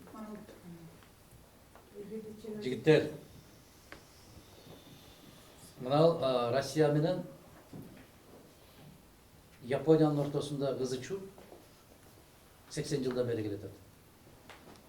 80 жылдан бери келатат. Кыргызстан менен Өзбекстандын ортосунда ызы чуу 28 жылдан бери келатат. Бул ызы чуу 36 жылда болгон. Бул ызы чуу 57 жылда болгон. 90 жылда болду, 2005 жылда. Бул ызы чуу болот. Бул ызы чууну качан кандай кылып токтотот? Мамлекетте ээси пайда болгондо, жетекчи пайда болгондо. Мына ушул нерсеге эгерде сен айтып атпайсыңбы, ошол маселени чечип койсоңуз болот эле деп. Жалпы айта берсе жараша берет. Сен балалуу болушуң үчүн үйлөнүшүң керек, туурабы? Жөн эле балалуу боло бербейсиң. Сен үй куруш үчүн сенин колуңда материал болуш керек. Жөн эле жатып алып тура бербейсиң. Ошол суроону мага берип атпайсыңарбы? Ошону чечип койсоңуз болбойбу? Эгер менин каалоом боло турган болсо, мен депутат болуп албай белем.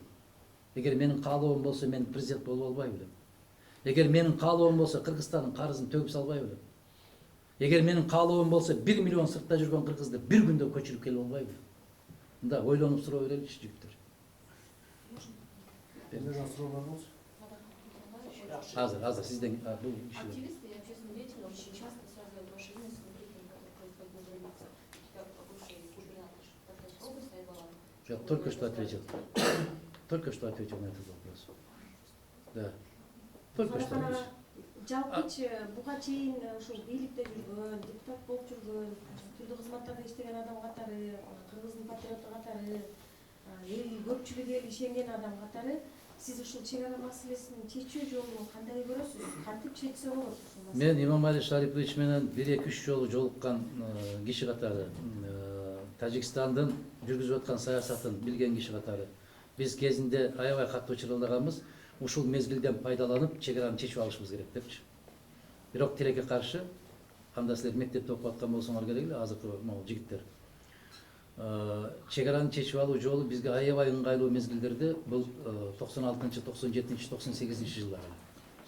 Ошондо Тажикстан жападан жалгыз Кыргызстанга сыйынып, жалгыз кыргыздар бар экен, биз аман калдык деп бизге сыйынып турган мезгилдер. Мен ошол кезде дагы жогорку кеңештен сүйлөгөндө, могу жигиттер азыр жаман көрүп аткандай, ошол кезде да жаман көрүшкөн.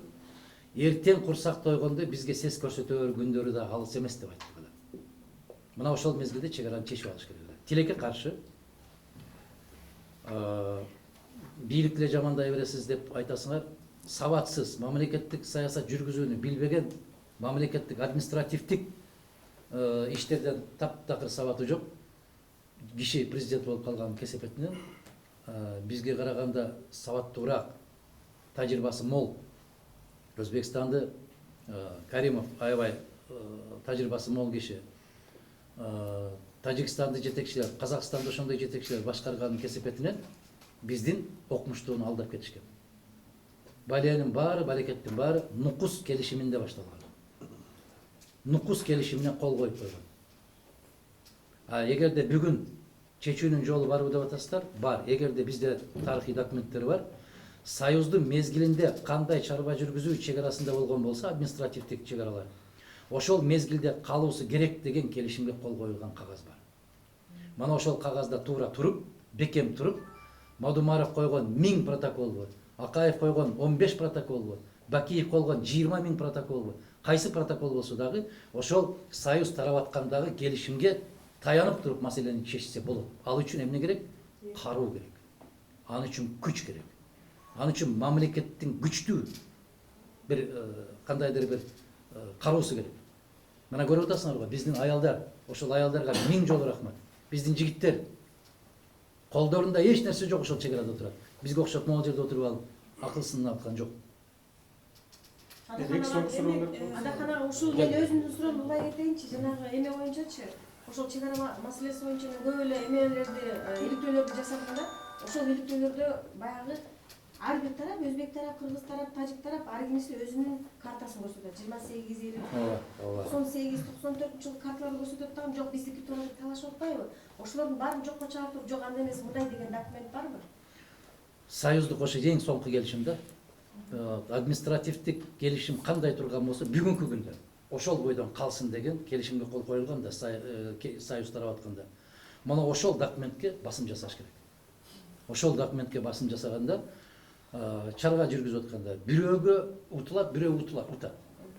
Мына Казакстан аябай бекем турганынын натыйжасында Байконурду өзүндө алып калды. Байконурга азыр жыл сайын Россия ижара төлөйт. Союздун мезгилинде кайсыл техника каерде болгон болсо ошо өзүндө калсын деген чечим бар. Ошонун натыйжасында бизде калган самолеттордун баары кетти, вертолеттордун баары кетти. Ошондо да азыркылай болуп, Мадумаровду жарга такап алгандай болуп, биз айтсак ошондой такап келген, Масалиевди да такап келген, Усубалиевди да такап келген. Себеп бийлик башка туура эмес жолду көрсөтүп койсо, ошол жака чуулдап кетти. Бүгүн жагдай ушундай болуп атат да. Баягы Апендин окуясындай. Мына көптөгөн балдарды момундай кылып алдаш үчүн айтты да, могул жерде бекер бирдеме таратып атып берсе, баары чурулдап кетип калса, бийлик аркасынан чуркап атат, чын эле окшойт депчи. Мына ошондой жагдайга келип калдык. Жигиттер, кыздар, азыр биз сыйлайбыз, мен эмес. Могул аркада турат, кол көтөрүп. 2ден 3дөн берип алыңар. Биринчиден бериңиз. Бериңиз. Достук айыл тургунугу ошол болгон жерге кошмай. Ушул болгону да ушул Тажикстан менен биз тыгыз келишип келебиз. Берүүчү да бир маселе ушул жерде эки жактан болуп кетти. Баткен айында, Элек айында. Бул маселе Баткен облусунун ортосунда Орук деген анклав так ортосунда, башкача айтканда ходовой жерде, сонун жегинде. Ошол жерге Тажикстан кирип чыгыш үчүн же коридор ачыш үчүн ушундай нерселерди уюштуруп жатат. Бул анык. Биз Элек району эл болсо, ал жак тоонун ортосунда, биз болсо Чарков деп коет. Чарков деген жактан Электи Элек өтүш үчүн Тажикстан жерин кесип өтөбүз. 270 ошол сиздер койгон келишим боюнча. Бул маселе тажиктер тигил жака кеңири кирип чыгыш үчүн бизге ошол жерде уруксат берген, электр энергиясын алып өтүш үчүн уруксат берген.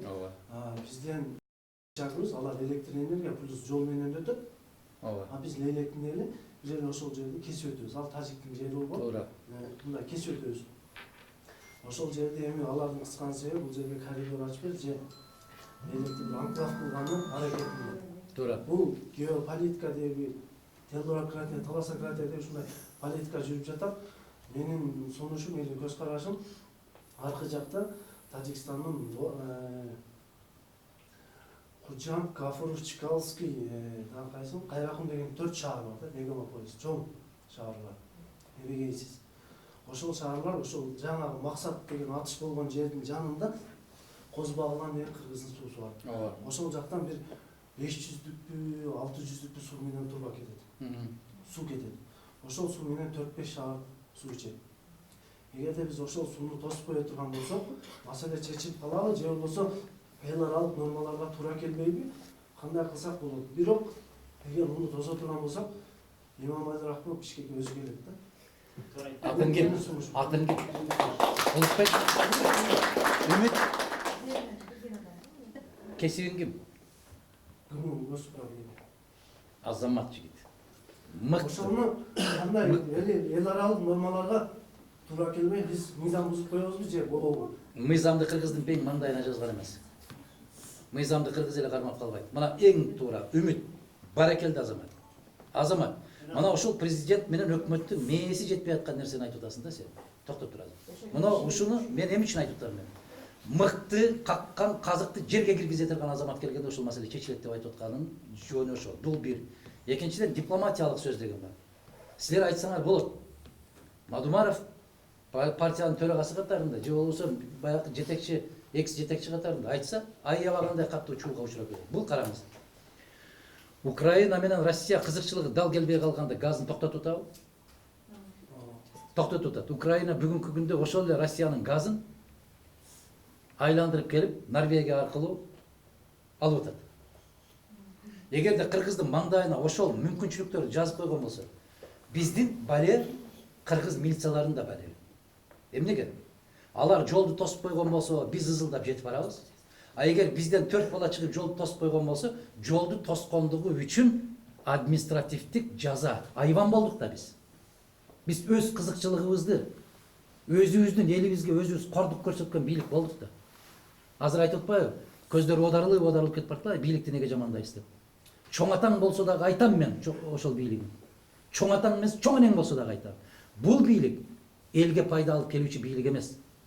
Биз канчалык бул бийликти көпкө чыдаган болсок, Кыргызстандын кызыкчылыгы ошончолук четке кетет. Бул бийлик мына 6 жылдан бери айтып келдиңер. Аябай сонун жашап калдык, жыргап калдык деп. Мына мен силерге статистиканы гана көрсөтүп бердим. Ошон үчүн үмүт. Сага окшогон жигиттер Кудай колдосун. Көпкө жаша. Биздин колубузда мүмкүнчүлүк бар. Мына кезинде билесиздерби? Борис Иванович Силаев деген болгон. Биринчи вице-премьер болуп, ошол Борис Иванович Силаев Кировдагы бир гана суу сактагычты кичине тосуп койду эле, жаап койду эле. Бүт келишимдерге келишти го. Келет экен унга болсо. Ошон үчүн бизде сөлбүрөгөн, баягындай үзүлүп кетчү болгон азаматтар эмес, болсо боло тургандай азаматтар керек. Мына отко күйүп, сууга тоңуп чыккан ер азаматтарыбыз бар деп атпайбы? Десем сурап атпайбы, кимдерди айта аласыз деп. Толтура, эгерде ошолорду көрбөй аткан болсоңор, көзүңөр сокур болуп калган деп атам. Ошол жерде маселени чечип, мына айылдык кеңештин депутаты айтты го, областка орун басар кылып бердиңиз, ал эч нерсени түшүнбөйт деп айтты. А башка областтын жетекчилери бирдемени түшүнөр. Карап көрбөйсүңөр, келген жолун, топтогон тажрыйбасын. Ошондуктан ушундай сүйлөтүп коесуңар дагы мени. Кечекинде шайлоолор болгондо, ошол биздин кошуна мамлекеттер дагы биздин кыргыздын моундай жигиттерине, кыздарына тыйым берет. Каралатуу үчүн. Анан келип алып көздөрүн тостойтуп, оодарылып алып отуруп, сүйлөй берет бир нерсе. Чоң атасын мен өлтүргөндөй кылып. Бул бала айтып өттү азыр. Бирок бул баягы бул дагы патриоттук сезим менен айтып отуруп ошол нерсени. Бирок кандай болгондо дагы агайын. Бул маселени ыркы, чыркы жок эле бүтүргөнгө дипломатиялык сүйлөшүүлөрдүн негизинде бүтүш керек деп бийлик өкүлдөрү дагы, эл дагы ошону каалап турат да. А сиз бирок агайын, бүгүнкү күндө бул балага административдик штраф эне берилет экен дегендей кылып баягы тукуруп аткан жоксузбу? Мисалы. Бунун кесепетинен агайын эки эл ортосунда эме болуп кетиши мүмкүн. Мейли, анда отура. Анда отура. Отур бала. Жок, агай сиз убагында мен айтам азыр. Кол койдуңуз. Анан азыр бир нерсени айтып өттүңүз агай. Алар келишимдерди аткарбай атат, ошол протоколдо түзүлгөн деп. Кайсы келишимдер? Ошо сен айтып аткан. Сиз ошону сизден сурап. Ошол сен айтып аткан. Биз кыргыз тарап үзүгүлтүксүз электр энергиясын камсыз кылып берген линиясы иштеп атат. Биз үзгүлтүксүз Сүлүктүдөн Бишкекке чейин келишибиз керек. Эгер алар үзгүлтүккө учура турган болсо, сен дагы электр энергиясын бууп кой деп атам. Түшүнөсүңбү? Дипломатиялык жол менен болбойбу? Дипломатияңды уруу ойнобойт, эгер алсыз болсоң. Эгерде сен алсыз эмес, азыркы бийлигиңдин мээси да жетпейт. Сен эгер көчөгө чыгып алып, азыр бүгүн түндө кечинде көчөгө кетип бардың. Эки ичип алган зөөкөр маңдайыңан чыгып калган болсо, дипломатия менен чеч маселени. Чеч. Өткөндө эки президент барды дипломатия кылмыш этти. Чеч. Андан бери 4-5 Мына дипломатия. Зачем президент рұқсаты қойылмайды? рұқсат Мына бирөөлө суроо бериш керек. Башка эч ким суроо бербеш керек. Түшүнбөй турам. Бириле жоопу кайра азыр ойбайсыңар.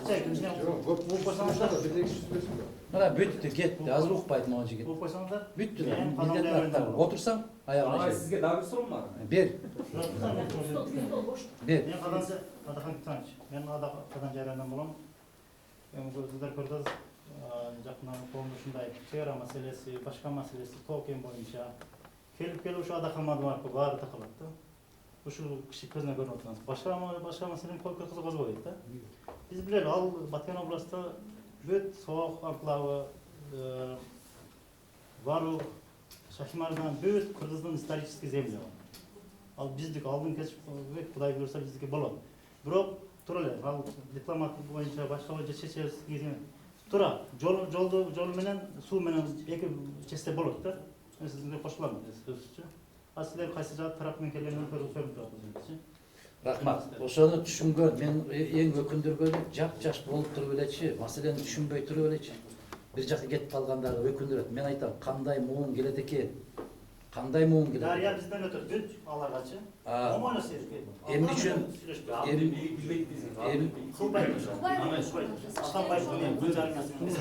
Азыр мен иштер бүтсүн. Барбы дагы ким көтөрүп атат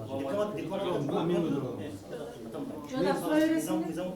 Суроо бересиңби? Мен эң аягында мындай эле агай көз. Ал тышкын, атамбай башыйды. Ошол негизи ошол жерде 40 сиз айтып атпайсызбы? Болот депчи. Болот. Азыр бир күн да. Сиз болот деп атпайсызбы? Чечкенге болот. Келишимге же болбосо жанагы эки эл ортосундагы эмени жокко чыгарып, сууну булсак дагы, электр энергиясын үзсөк дагы буссак болот депчи. Бирок ошол эле учурда биз тажик тараптан 49 жылга өзүбүздүн жерибизде алып атабыз арендага. Сен ошо документти көрдүңбү? Айтып жазылып атат. Жок. Сен документти көр да балам. Мындай кыл. Госрегистр деген бар, э? Ошол госрегистрди карасам, райондук госрегистр бар.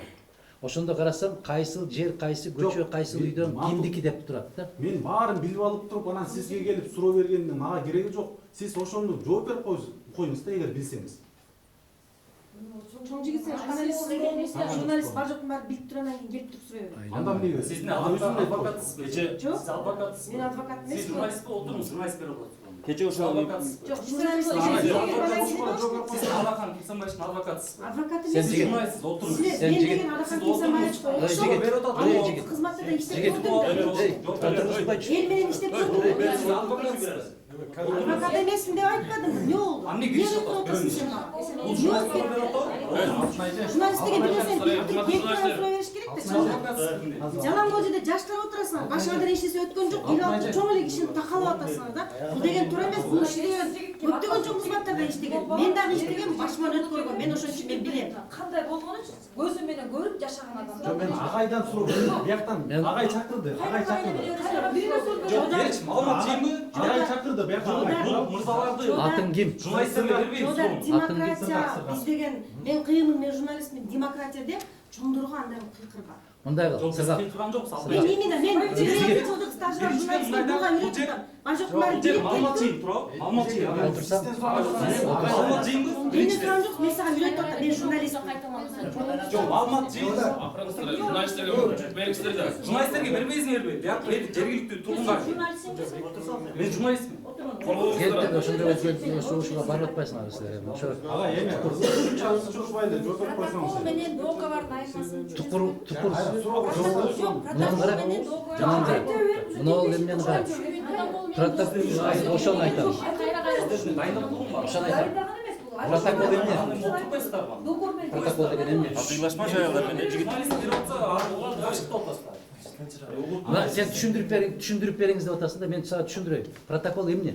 Жок, сиз суроо Мен берем дейм, мен берем. Билесиңби, протокол эмне? Суроо менен эмес, жооп берип койсоңуз агай. Таза түшүнбөгөн бир нерсесин. Протокол эмне? Мен уксам, мен жооп берем сага. Протокол эмне? Протокол бул ушун келишимдин алдын ала.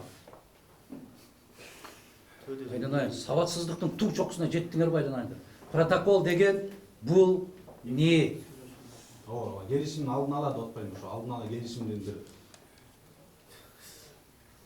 түшүнбөсөң уктурбайсың. Протокол деген бұл ниет.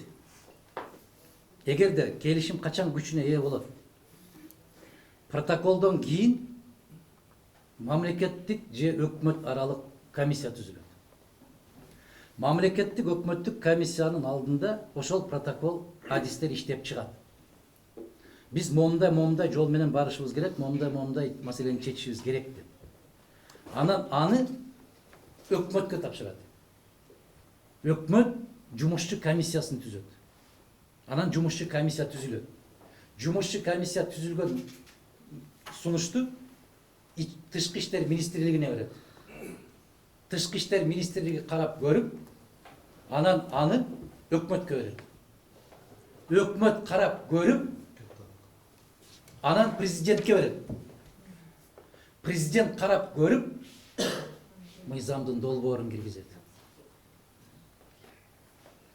Протокол деген бул үмүт, максат, ой. Түшүнөсүңбү? Ал протокол ишке ашыш үчүн мен айткан тепкичтерди басып өтөт. Силер айтып атасыңар. Мен кол койгон протокол бул туулган балага баягы көлүк берүү. Туулган бала туулду деп көлүк берүү. А сен айтып атасың, ошону неге үйлөндүрүп койбойсуң деп. Түшүнөсүңбү? Ал биринчи бала бакчага барыш керек, окуш керек, диплом алыш керек, кесипке ээ болуш керек, анан жетиш керек. Ошондуктан эгерде протокол дегенде эмне экенин түшүнбөсөңөр, айтып атам. Бир күндө жүздөгөн протоколдорго кол коюлат. Азыр биз силер менен сүйлөшүп отурганда мүмкүн каржы министри, башка бир мамлекеттин министри менен тиги айыл чарба министри дагы бир протокол коюлуп атат. Бул иштөө тартибинин бекилиши. Түшүнүңөр балдар? Ошол. А эгер андан ары карай дагы тереңирээк изилдейбиз десеңер, закон о правовых нормативных актах Кыргызской Республики деген закон бар. Ошондо небереси ким, чебереси ким, чоң атасы ким, дыбырасы ким, ошол жазылган. Документтердин градациясы. 49 жыл боюнча. Ошол боюнча. Ал боюнча парламенттен өтүш керек. Парламенттен өткөндөн кийин берилет. Парламенттен өткөн эмес бул документ. Эгерде тажик тарап бир тараптуу келишимди аткарбай аткан болсо, кыргыз тарап уктап жатасыңбы деп атам мен. Аларга көрсөтүлгөн кызматты токтот сен дагы деп атам мен. Токтотуш үчүн сага эрдик керек деп атам.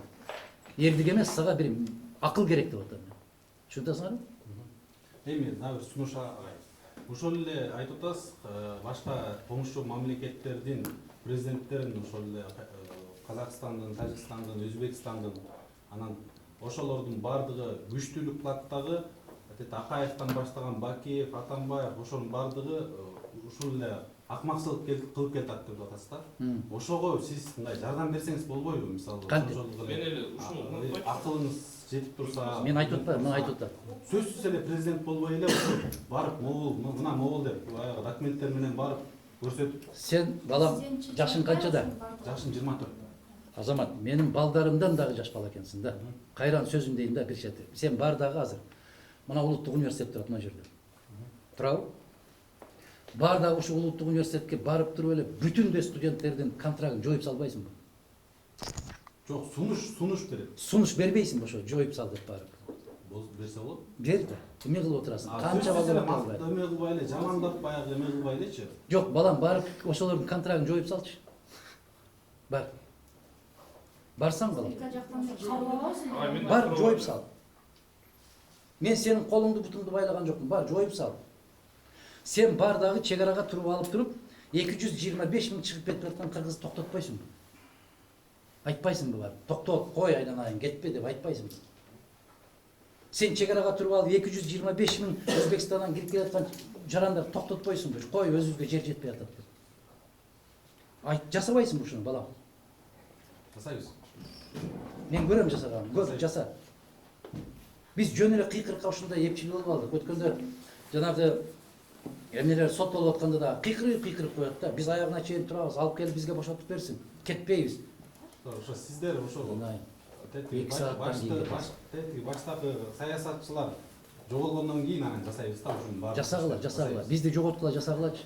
Жасайбыз. Жаса. Менде суроо бар. Менде суроо бар. Ушул сөзүңдү кулагыңа түйүп, жүрөгүңө түйүп ал дагы 15 жылдан кийинчи 15 жылдан кийин эсте. Албетте жасайбыз. Мен киши болгон. Менде 24 жашта текеберленген мен 44 жаштамын. Текеберленген жок. Бербейт депчи. Кандай? Чыныгы абалды айтпайт мамлекеттик мекемелерде маалымат депчи. Анан тилекке каршы 16 сентябрда өмүр кыйылды. Андан сырткары аскер кызматкерлеринин абалдары да оор болуп атат да, октон жабыркап. Анан ошол маалыматтарды бурмалагандар, андан тышкары тиешелүү ушул абалга тиешелүү болуп турган кызматкерлер жоопко тартылыш керекпи сиздин пикириңизде? Сөзсүз түрдө тартылыш керек. Кечээ мына бул Жогорку Кеңештин депутаты Карамат деген айым жакшы маселе көтөрдү.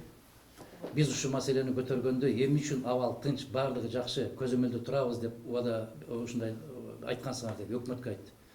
Ошол маалымат бергендерди жоопко тартылсын деген маселени койду. Мен жөнөкөй, могул баламдай жөнөкөй жарамын. Депутат койду ушул маселени. Койсун, бүгүн угушат. Ким абал тынч деп айтып келди? Эгерде Мадумаров барган болсо, 10-чу бөлүмү калбай, УВДсы калбай, артынан узылдап, чуулдап машиналар менен кууп жүрүшөт. Баткенде, Ошто, Жалал-Абадта. А эмне үчүн азыр мына Алтынай айым айткандай, 14-чү сентябрда аскердик техникалар баары жылып баштаган болсо, ошону айтпаган, ошону көрбөгөн, ошону билбеген жөнөкөй эле бир кыргыз жигит ошону тартып, моолор бирдемеге даярданып атат деп жазып атат, айтып атат. Ошону даярданып атканын билип туруп, УВДсы дагы, КМБсы, МВДсы баардыгы билип туруп ошону чара көрбөгөндөн кийин жоопкерчиликке тартылышы керек. Жака чейин келишти. Бишкекке чейин келип коңгуроо какты. Коңгуроо какса тескерисинче баягы ууру десе, уурун өзү ээсин жыгатты болуп атат. Ошолор келип кулак кагып койгондугу үчүн суракта экен. Могул жигит айткандай, улут аралык кагылыш ынтымакты сенин маңдайыңа жазганмы кыргыз? Башкалары милдеттүү эмеспи ынтымакты кармаганга? Кече дагы ошол балдарды алып кетти. Биз көрүнгөн жерге барып, кайсыл жерде эки мамлекеттин ортосунда дарыя аккан болсо достук. Кайсыл жерде эки элдин ортосунда көпүрө курулган болсо достук. Кайсыл жерде айыл пайда болгон болсо достук. Достукту кыргыздын маңдайына жаздык. Же башкаларда түшүнүк жок кандай достук деген. Эйиңер менен болгон жигиттер. Сиз тукуруп аткан жоксузбу? Сиз антып аткан жоксузбу? Сен эмнеге даярдап атасың кишини? Эмнеге мындай бир жем таштаган атасың? Ошо сага окшогондор аттуушулардычы. Булар кыргызды мамлекет болуп калсын деп атат. Мына ушул кишинин аркасынан жазгандан бүт баары кыргыздар жазды. Мектепке сен дипломатиядан айланып кетесиң, билим түшүнбөйсүң сен дипломатияны. Түшүнбөйсүң сен. Сүйлөшүүлөрдүн негизинде чечип келишкен. Атакан 24 жашындачы келип алып турупчу баягы мамлекеттик кызматта ар бир адамдын кайсы функционалдык милдеттери бар экенин түшүнбөйт дагы албетте курулуп келген адамдар. Өлөрдүн айткан сөзү менен келген адам. Дагы 30 жыл өмүр сүрөсүң, балам. 30 жыл, 35 жыл, 31 жыл өмүр сүрсөң, менин жашыма келесиң. 31 жыл. Балам, айланай. Кыргызда жакшы сөз бар, назар деген. Назардан калбагын. Эгер бир нерсени түшүнбөсөң, сурап бергенден кийин жооп бер. Агай, бир нерсе айтып болчу агай. Бул жер сиздин маалымат катчыңыз кече чалышкан. Пресс-конференция болуп Ким чалды? Ким чалды? Азыр номерин беремиз. Бер, ким бар? Чалды, айтты. Атакан Кимсенбаевич Баткендеги окуялар боюнча жана азыркы саясий кырдаалдар боюнча маалымат жыйын берет деп. Ошону берип атпайбы? Бирок бүгүнкү күндө агай биз көрүп атабыз. Бул жакта жергиликтүү тургундар чакырыпсыз. Мен чакырган бир кишини чакырган жокмун. Мына эже да жүрөт, бул эжелер да жүрөт. Ар бир журналист суроо берген сайын келип сөзгө кырчылып эме кылышып атат. Агай сиз бул жыйыныңызды Баткенге барып, же өзүңүздүн кабинетиңизде өткөрбөйсүзбү агай? Аны маалымат жыйынга аралаштырып атасыз булар. Жогон кийин чыккынчы, мыккынчы чыгабыз. Молодой. Жок. Сен менин эмеспи? Ой сен. Мен маалымат жыйынга келдим. Башында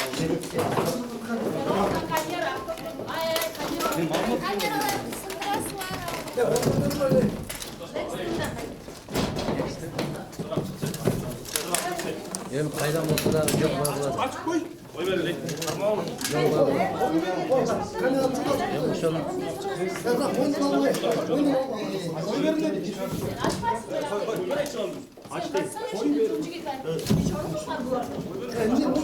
эми ушул керекпи?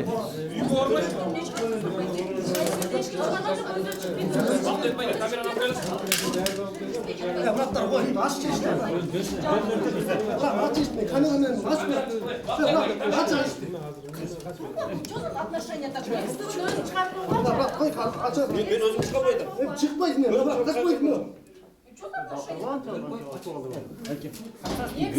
Bırak, açmayın ya, ne oldu? Tartayın ya. Ben özüm yapan çıkamaydım. Öldürüyor da ben. Çıkamaydım özüm. Kanday çıkamaydım, açmayın ya. Pres konferansa gelmiyor, nerede kalsın? Bırak, koy, bırak, açsın. Ben geçen Bırak, aç, belki öldürüyor da ben. akreditatsiya kılgıla деген. Men Agmara qayсы жерге барса кече Москвага чейин ээрчип барышат. Bırak, aç ben tartı hoşuna. Biz gelip Press konferansa gelmez, azalsa.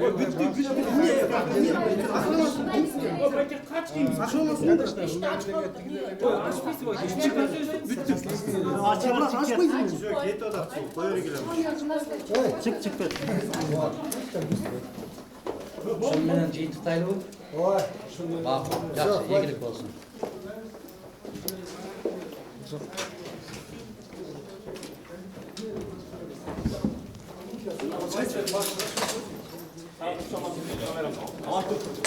Аматур.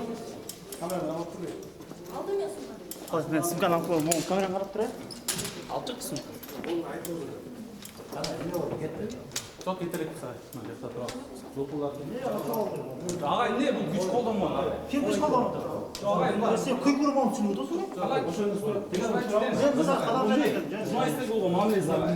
Ne güç kollan şu da? kollanıp çakalap. Jakалап, муйду çıkar sen сақтарға да алып шықты. Мен 3-4 жолу кайра тынч туруп алчы. Тынч туруп алчы. Жоқ, жаңылықты тура мына жигиттер турасыңдар. Шерин қойсаң, Монтип жакалап эчтеке кылбасаң эмнеге жагдалайт? Тура. Жигиттердин сөгүнүп атат ага. Адага Сен кимден келдиң? Мен маки көрсөтөйүн, элдик медиадан келдим. Силер мындай көрсөтө албайсыз. Силер мындай кыласыңар да. Балдар, көрүнүп эле турат да. Балдар. Көрүнүп турат да. Ертең бұлар шығып қойды сілерді. Ертең өзіңер мал отырасыңдар. Силер туулганда Мен сілерге күй отамын. силер туулганда Сен алар емені барып жап, суны жап, ертең не olur кезің. атың ким? Сен Сүйлөшүүнүн негизинде чечилди болот маселени. Аны бийлик да эл да айтып атат. Аны бийлик дагы эл дагы айтып атат. Кече эмне болду? Бир бала оолактан өлдү, туурабы? Ошону каалайсың эртең дагы чечпейт. Мен чечкен жокмун ага деп күйөтмүн. силер балдар мындай азыр бир кандайдыр бир көрсөтмө менен келип алып жаңылышып атасыңар да балдар. Эми уят, токто. Силер туулганда каралып аткан маселе. Силер билбейсиңер. Силер түшүнбөйсүңөр. Мен ошончо айтып атам. Протокол деген эмне, келишим деген эмне, ратификация деген эмне, денонсация деген эмне, делимитация эмне, демаркация эмне. Түшүнөсүңөр? Ушуну билбей эле. Ага, сиз бизге сабак бербеңиз керек. азыр ушинтип Сабак бербей койчу. Агай, ушинтип негизи ушинтип макул билбейт экенбиз. Билбеген учурда сен билбейсиң деп тиге балдарыңызды салып берип жакалат деп эчке чыгарып койгон. Силер жакаладыңарбы? Өзүңдүн коллегам ошол. Мен жакалап Кудай деген. Өзүңдүн коллегам. Өзүңдүн коллегалар эмес. Сиз мына көрсөтүп берейин азыр жүрүңүз. Бияка көрсөтүп берели. Жүрүңүз. Бар дагы, бар. Өзүңдүн коллегам. Жүрүңүз. Сиз тарапташсаңыз жүрүңүз. Ушундай биадапчылык кылсаңчы. Сенин коллегаларың эмес, мен дагы сөгүмсүн. Сөгүңүз. Жоқ, мен неге баламдан жаш бала экенсиң деп. Мындай кылдым балам. Андай көкпет болду балам. Жоқ, неге антип алып чыгышат жакалап. Тартип сактабасаң ошондой. ачуу кылып атпайбы? Канча сабак? Не кылып Кыйкырып атпайбы? Мен кыйкырган жок. Мен турсам чоң киши чоң эми стипендия адамдар кыйкырып бакырып тартып салса мен ошол жактан болом Сен несеге күйүп атам? мен эле күйүп атам Кече эмне болду? Бир бала каза болуп кеттиби? анда көбөлүп атат андай бизден чечкен Суну тос. азыр бизден карайлы Ертең сен суну тос. Сени тукуруп атат. жүр бизден карайлы Сени тукуруп атат. жүр бизден Штрафты карайлы айтып адага атат. президент эмес азыр жүр жерге бара Сени тукуруп атат. Сени тукуруп атат. жүр ошого ачууну айтабыз тияка президентке бас жүр кааландырабыз барабыз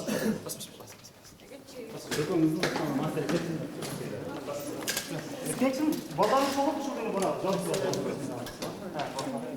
Сауругай балла. Сау.